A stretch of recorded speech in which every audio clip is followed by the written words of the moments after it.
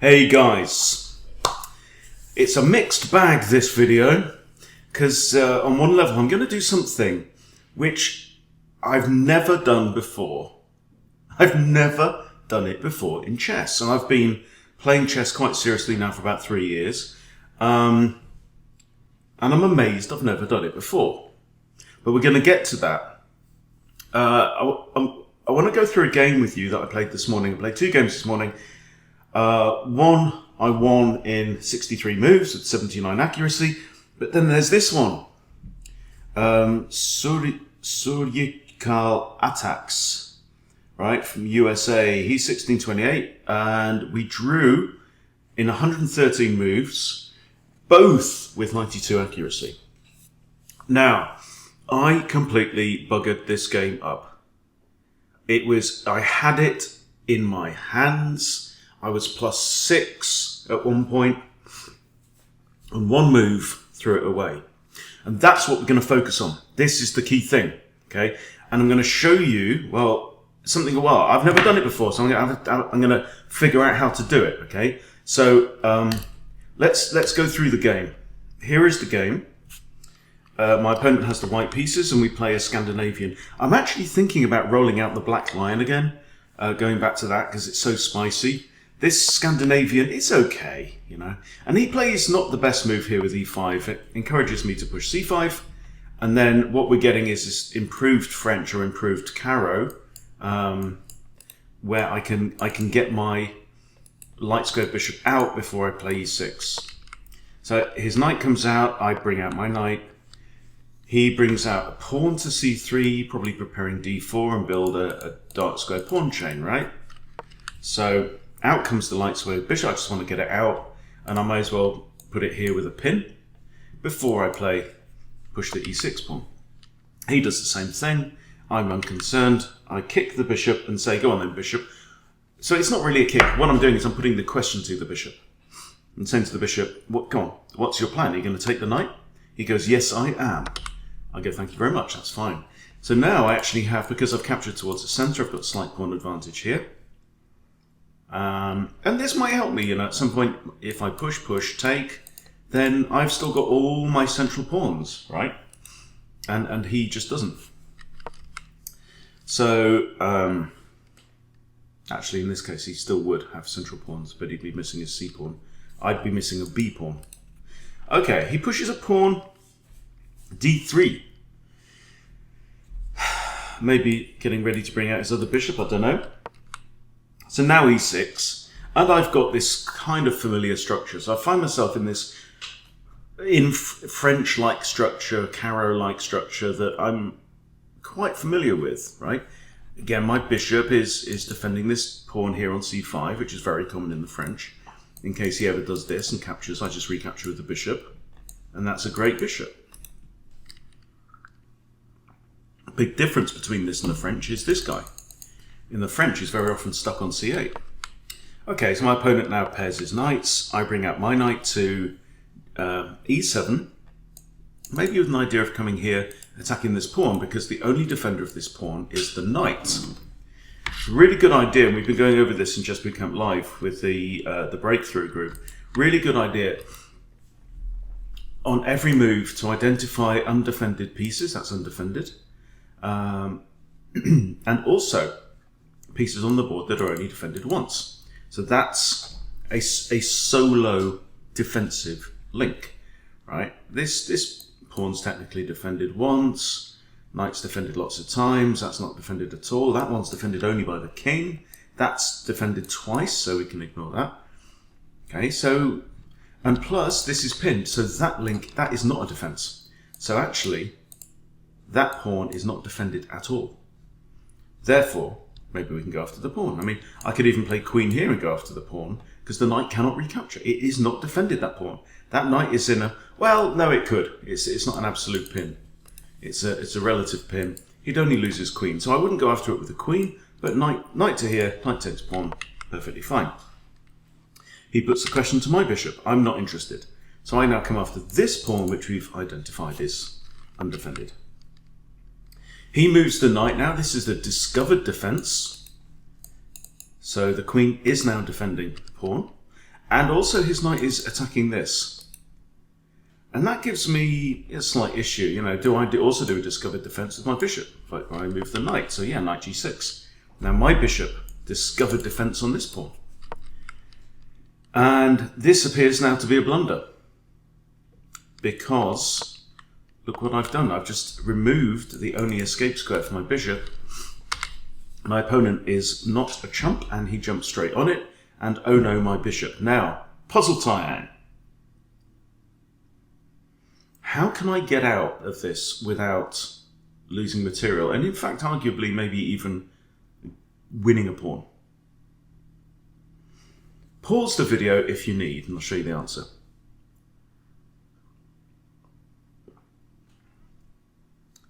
Right.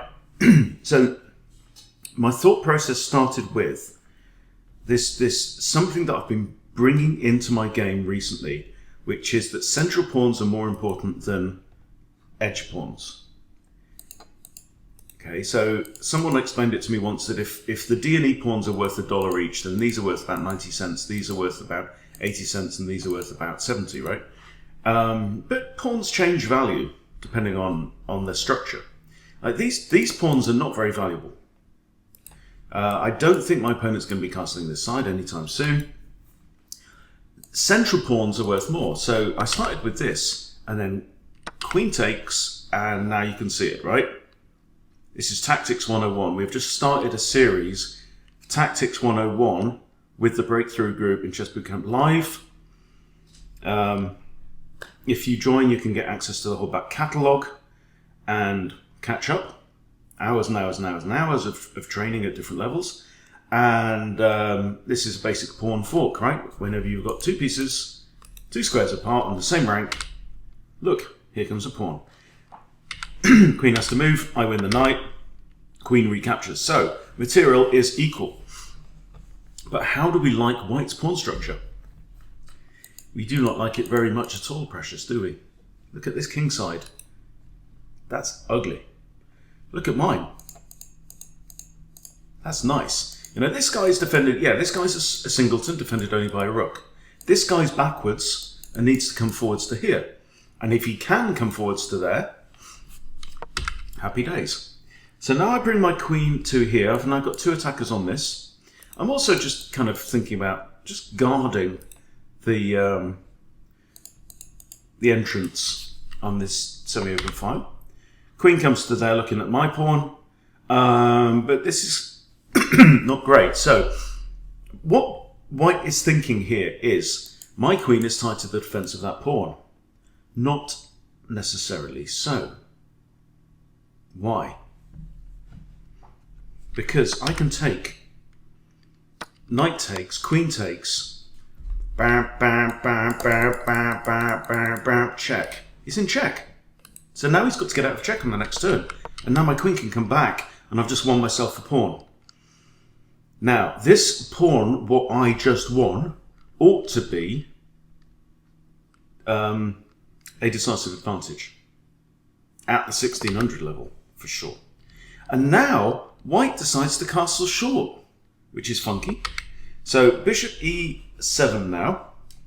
And I've got ideas of messing around with my bishop here. But basically, I want to castle my king. I've got a much nicer pawn structure. I've got, so he's got this extra pawn there, but I've got these, you know, correspondingly D and D, because I took out his D pawn, didn't I? Excuse me. So now he comes at me, and I figure I could let him take recapture. So I just castle. He takes, I recapture. Right now I've still got D and E, and D is completely unopposed. It's technically a passed pawn. There's no pawns on the C file, on the E file that can stop it. He comes at my rook, I come here, he comes there, I come back. La-di-da-di-da, we trade off bishops, I'm happy to trade. I'm happy to trade rooks and queens all day long, happy days. Now, we are getting close to the key move. Now this game does go on for 120 moves, but I will tell you now that it finishes with a draw, as you already know, but the draw comes through 50 move rule. That means that there have been 50 moves without a pawn move or a capture, and that is a draw. And I think that's the same in classical. So now I want to centralise my king. Now he brings his pawn forward, and there's a key move coming up, because I absolutely bollocks up this game. Look at this situation, right? Dave the d-pawn should win the day here. Come back, it's looking at his pawn, he pushes, we trade off pawnage, and we have some dancing around here. So I really want to stop his rook from getting to here. I kind of also need to put my rook on here, because I need to defend these pawns. These pawns being in a flat line, it's great against the king, but I can't let his rook get onto here, but I also don't want to let his rook get behind my pawns either, which does happen. So here, because of this, because I grabbed the pawn, he gets behind. And now I can save that one, but now I can't save the g pawn, or g or f. So he gets a pawn, and now off goes Dave. So what do I do here? Rook d7. Put the rook behind the pawn. How can I possibly lose? Well, let me show you. Or at least fail to win. So he blocks off the pawn with his rook. This is very, very typical. Now, key moment.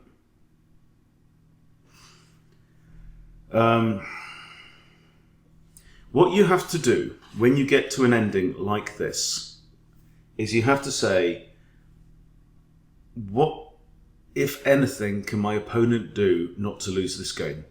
Right? What has to happen? What does white have to do in order to save a draw? Okay. Now I start moving my king up towards the pawn, which I think is the right thing to do. Ideally, I'd like to keep his king out, but my rook is busy defending the pawn, so it has to stay on the d file. So I can't go on the e file and block off the king. So I want to get my king up here as soon as possible so that my king defends the pawn. That's the key thing. So I come up here with check, and this, my friends, that was 5.3 seconds. I've got 3 minutes 23 left on the clock, and this is the blunder that costs me. His king goes here. I grab a pawn, he grabs Dave. Right? But now look at the situation. Where is my king? My king is quarantined. My king has found himself quarantined on the wrong side of the board. So now only my rook can defend these 3 pawns against king and 2 pawns. And actually the king turns out to be really, really strong in a situation like this. So we dance around and he attacks my rook. I come there, he comes back. He gives check, I lose a pawn, right? And then there's some messing about now. And then we end up in a situation where we just dance around for 50 moves and then it's a draw. Okay. Let me show you the analysis. Okay, look at this. Look at this. Wins, wins, wins. This was the best move. I am plus 5.5. That's okay, that's good. What's the best move here? Just out of interest. Oh. Okay. Interesting. And that's best, and that's best, and that's okay. Best was again pushing Dave. Oh, okay. So that's all you have to do. It's all you have to do. So maybe if I'd have put my rook behind Dave, yeah, and then put my king here, his rook, if he comes after this pawn, that would actually be a trap, because how does his king get back? You know, put my king here or here, he can't stop the pawn, maybe. Okay, so he does that, which is okay. That's excellent. And here, that's a mistake. I'm still plus 3. Well, minus 3.5, right? What should I have done? Push Dave. Yeah. Just wants me to push Dave. Push the damn pawn. Push the damn passed pawn, right? Okay, so he takes there. Then I push Dave and it likes that. That's inaccurate. That's a mistake. Okay, now we're getting on to the thing that I really want to show you. What I should have done is, okay, defending with the king, right? look, just look at this. I mean, I need to work on my endgames. I had got myself a one position, completely one position, and I blew it. So this is what we need to work on. Now, the point of what I'm trying to tell you here is, it's not that for me to go through the analysis of this game and say, oh yeah, look, there's the best move, and that's a mistake, and blah blah blah, and that's best, and blah blah blah, and best move, best move, best move, blunder. Right? So for me to go, okay, right, it's a blunder, and that's a great move, and that's inaccurate, right? And now I only have a tiny, tiny edge on the game. So probably what I should have done here is what? Okay, but you know, I'd already blundered my advantage. It was gone. With this move, it was gone. And the reason it has gone is because I allow the king to come in here, and then we've got two pieces attacking Dave. And what I should have done here is move my king up. Right? King b4, even king c4 probably have been fine. King c4 was best, actually, it says now. And then rook a1, it's saying would be played. Okay, but anyway, that's not the point. The point is, I played this. Now, from this position, there's a little bit that you can learn by doing the analysis and going, oh, it was a blunder. Oh yeah, it's a blunder, right? That's 10%. Because I'll tell you something, come the end of today, when I've gone and refereed my rugby match and come back and watched England-Ireland and had a couple of beers, I'll have forgotten that. I will have forgotten it. And will I be a better chess player? Maybe 1/100% better. Now, that's not the point. This is the point. This is the point, right? Practice versus computer. This is what I've never, ever done. And this, I think, is something that's going to help take me from 1600 to 1700. Okay? I'm going to hit that icon, practice versus computer, from that position. Okay? It's launched it in a new tab. Now, I'm going to do this. Okay? And I can... Oh, no. Damn. Okay. So what I want it to do, actually, I'd like to hide that so that I can't actually see the moves. But here, this is using the engine for a really good purpose. Right? This is using the engine as a trainer. You don't just want to use the engine as an oracle to tell you, this is what you should have played. All right. I guess. Okay. Going to do this. Right, now what do I do? Got to give check. That's good. King c3 was best. Okay. Let's play king c3 now. That's fine. I'm going to give check again. Inaccurate, but still kind of winning. Get a queen. Capture the rook. Rook takes d1 is best. And now rook e1. Rook f1 was even better. Okay. So now all I need to do is eradicate his pawns. Okay. This is the key thing. This is the all you need to do thing. All you need to do. I can't save Harry. Harry gone. And now e takes f5 is best. Really? Okay. Surely that. And I'm still winning. I'm still winning. I have to move my king out of the way. Okay, now I can take that. And actually now there is nothing he can do. Because I can get my king to here. And he can't stop my pawn coming through. Right? And this is Stockfish 3200, by the way, guys. Okay? And now let's practice this. Knights move away from the king. Knights move away from the king. Move the king up. Move the king up. Knights move away from the king. Move the king up. Knights move away, and now king is pinned on there, and now bang. Okay, I just beat Stockfish 3200, and here's the other clever thing that you can do. Right? Practice versus computer. Do it again. Drill it. What are we doing? We're drilling. We're getting better. We're getting stronger. Bum ba ba bum ba ba bum ba ba bum bum bum ba ba bum ba ba bum ba ba bum bum ba ba bum. Oh, I just blundered my rook. Okay, that was stupid. Don't do that. There. Does this. Should I give check? Should I give check again? Okay. This is all right. Still +3. There.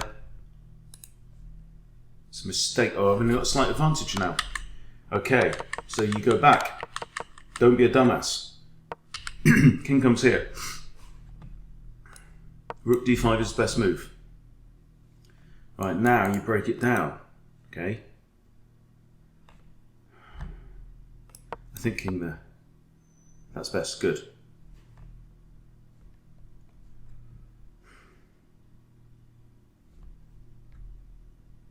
It's saying f5. Why f5? Because if he takes, I can take with a rook. Bingo, happy days. Rook back there? Yep. Get a queen. Okay. Go back. Right? In the game, I played this. Big mistake. Huge. Allowing that. I'm not going to do it again. Because the key thing... Okay, he's gone there. If I go here now, rook takes, I win his rook, so I have to go there. It has to be best. Absolutely, right? If I go here, pushes, takes, still +5, so this is still a winning position. How about that now? Blunder. King c2. Okay, it's like a waiting move. A waiting move. Because he doesn't want to push his pawn, because I take, he takes, and then that remaining pawn is in the line of fire of this, so a waiting move. And now he has to do that. And now I can do another waiting move here. No! Blunder! What? Now rook d4. Why rook d4?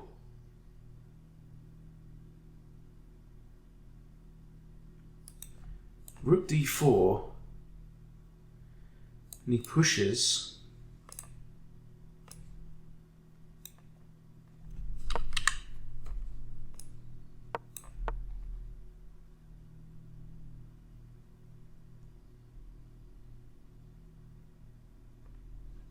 Now it's saying f6, okay, just squeezing up. See, so the point here is, you can see what I'm doing. I'm not just saying, yeah, thanks for the tip, and then going on about my day. I'm saying, show me. Make me work it, right? Make me drill it. And I'm using the engine's insights, not because I mean, look, guys, it's stupid, it's pointless to go through your games and to go, oh, that was a mistake, oh, that was an inaccuracy. Inaccuracies are the final polish, right? Ignore inaccuracies. If you're under 2,000, 2,200, ignore inaccuracies. It's meaningless. You're looking for your worst mistakes, but you don't just want to see what your worst mistakes are. You want to understand why. Why was it a mistake? You know? So he puts his rook here, surely a queen now. Yeah? Then I get his rook. And I should now go on to win. This. This. You know? And drill it. And then when you've done it, right, go back. Go back to the big mistake here. And do it again. And do it again. And do it again. Do it 5 times. Excuse me. So this game took me like 45 minutes or whatever to play. Half an hour to play. In 5 minutes, I can have identified my weakest link in the game and I can have drilled the hell out of it. Right? And fixed it. Hopefully fixed it. So the next time I see this position, I go, I know this. I know this. He's got to get that pawn. If he gets that pawn, he can win. So I'm going to bring my king up here. I'm going to take that pawn. Right? See, the computer's playing different moves. I'm going to play this. Okay, rook d5. That's fine. I'll just take that. Okay. But now I'm going to bring my king up here. Here. King d3 is best. Okay.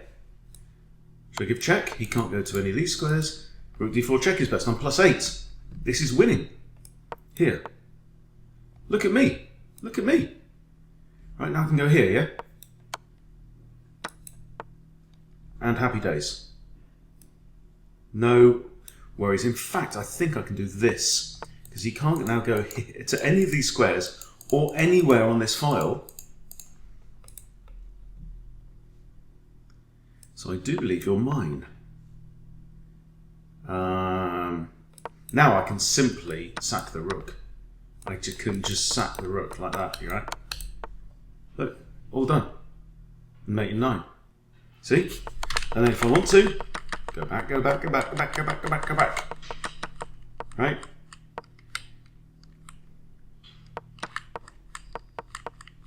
To here.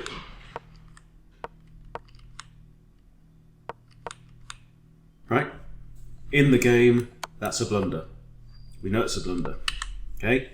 So I drill it again, I drill it again, I drill it again. So the next time I come across this situation, it triggers a memory bit. It's not just something that I've learned in theory, it's something that I have learned on the board. And I've drilled it on the board. And that's the difference. That is the difference between knowing something in principle. You could read all the books. I've got a book there called Dvoretsky's Endgame Manual, right? I could read that book and be no better at endgames at the end of it. The way that you get better at something is you have to train the neurons in your brain, the links that are formed in your brain. You have to do it with your hands. You have to practice it, right? So that's why on Chess Bootcamp Live, we don't just study ideas, right? So for example, on Wednesday, so I'm taking the breakthrough group, which is the 750 to 1000 group. We are going through Tactics 101, right? Tactics, ways to get short-term advantages in a game. And we're going through forks. And we spent an hour and 40 minutes working through over 30 different fork puzzles from real-world games. This is not theoretical puzzles. This is real-world situations. And I got the group to figure out the puzzles, okay? That's the difference. The difference between working something out in real time so that you go, right, yes, I get it. You know that point you go, I get it, I really get it. You know? So different to the computer going, bang. Should have done that, dumbass. And you go, play a new game. Do you know what I mean? That's the difference, okay? So this is what I'm going to try doing now. So I'm going to stop recording now, but I'm going to carry on drilling this so that I really, really get it. And it may only take 5 minutes, right? But at the end, I tell you, at the end of that 5 minutes, I will be a stronger player. Because I should have won this game, and my rating should be 16 points higher than it is. No, it shouldn't, because we got 0 from it. It should be 8 points higher, because I should have won the game, right? So there you go. So that's my tip for the day, right? Please try and use it. And look, it doesn't matter what level you are. This technique is just as applicable if you're 400 or 2000. I'm sure of it. Okay? All right, guys. Hope that's useful. Thanks for watching. See you soon.